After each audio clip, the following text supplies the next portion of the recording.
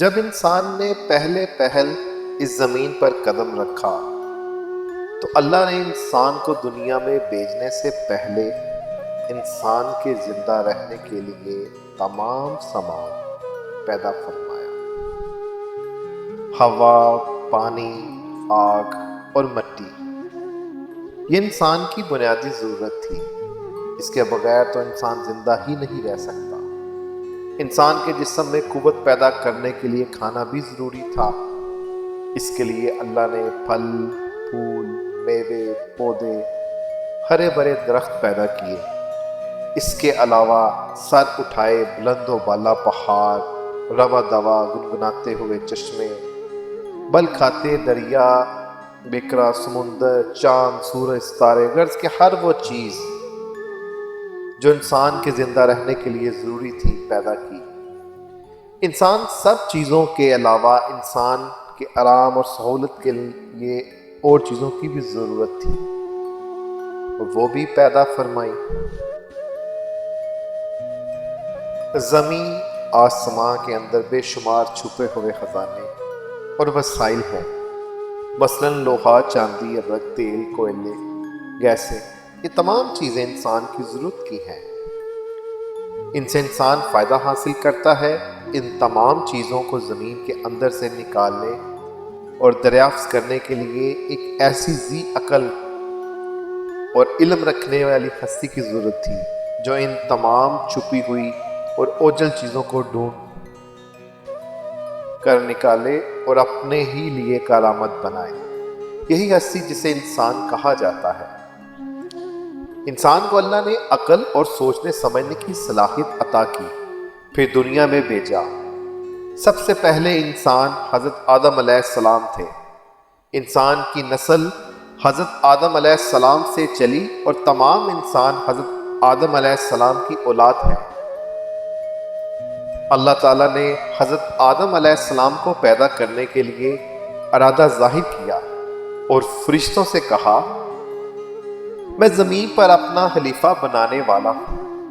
اس پر فرشتوں نے اعتراض کیا اور کہا کہ آپ زمین پر انسان کو پیدا کرنے والے ہیں؟ انسان تو زمین پر فساد برپا کرے گا اور خون بہائے گا۔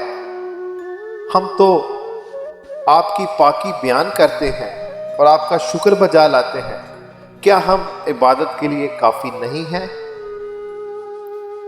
اللہ رب العزت نے فرمایا، جو میں جانتا ہوں وہ تم نہیں جانتے۔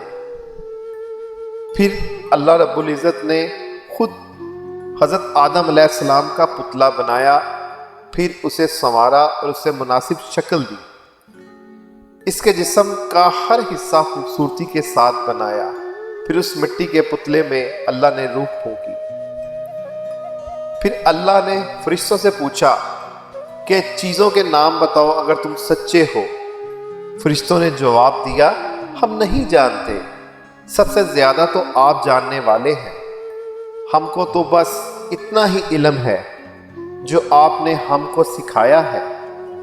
آپ بڑے علم اور برکت والے ہیں۔ اللہ تعالیٰ نے آدم سے کہا، اے آدم، ان فرشتوں کو ان چیزوں کے نام بتاؤ۔ اللہ نے آدم کو تمام چیزوں کے نام بتا دیے تو آدم کے علم میں تمام باتیں آ گئیں۔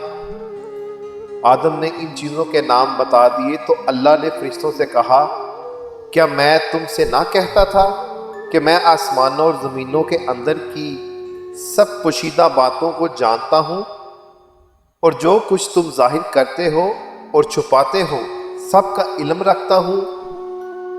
اللہ تعالیٰ نے فرشتوں سے کہا کہ آدم کو سجدہ کرو۔ تمام فرشتوں نے آدم کو سجدہ کیا، لیکن ابلیس نے سجدہ کرنے سے انکار کر دیا۔ وہ غرور کرنے والوں میں سے تھا۔ تجھے کس چیز نے سجدہ کرنے سے روکا جبکہ میں نے تجھے حکم دیا تھا؟ اللہ نے پوچھا۔ پھر ابلیس نے کہا کہ آپ نے انسان کو مٹی سے بنایا اور مجھے آگ سے پیدا کیا۔ ابلیس کے معنی مایوس اور ناامید ہونا ہے۔ اس لیے کہا گیا کہ جو شخص اللہ سے ناامید ہوتا ہے وہ ابلیس کے تابع ہوتا ہے۔ جو لوگ ابلیس اور شیطان کے بہکاوے میں آ جاتے ہیں وہ پست ہمت ہوتے ہیں، جو فرائض ان کے ذمے ہوتے ہیں وہ ادا نہیں کرتے اور ذلیل و خوار ہوتے ہیں۔ جب ابلیس نے سجدہ کرنے سے انکار کیا تو اللہ نے فرمایا تو آسمان سے اتر، تو نے تکبر کیا اور تو ذلیل و خوار ہوا۔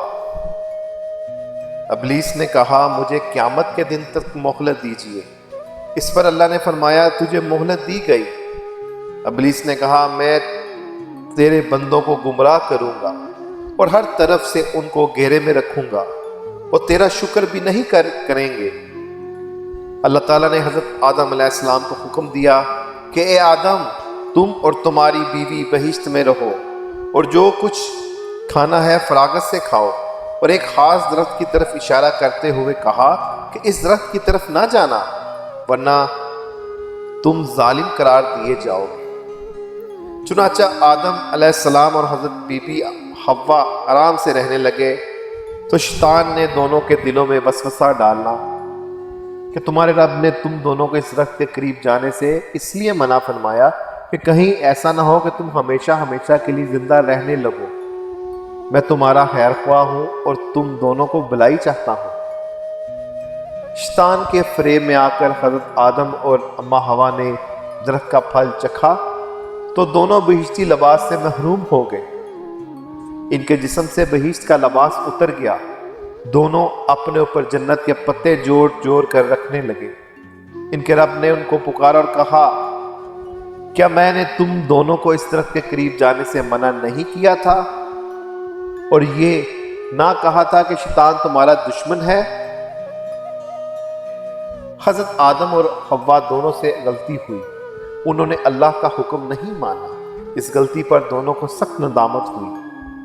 آدم علیہ السلام نے اللہ سے معافی طلب کی اور دعا کی اے میرے رب، ہم نے اپنے نفس پر ظلم کیا، اگر آپ ہم پر رحم نہ کریں اور ہماری مغفرت نہ کریں تو ہم نقصان اٹھانے والوں میں ہوں گے۔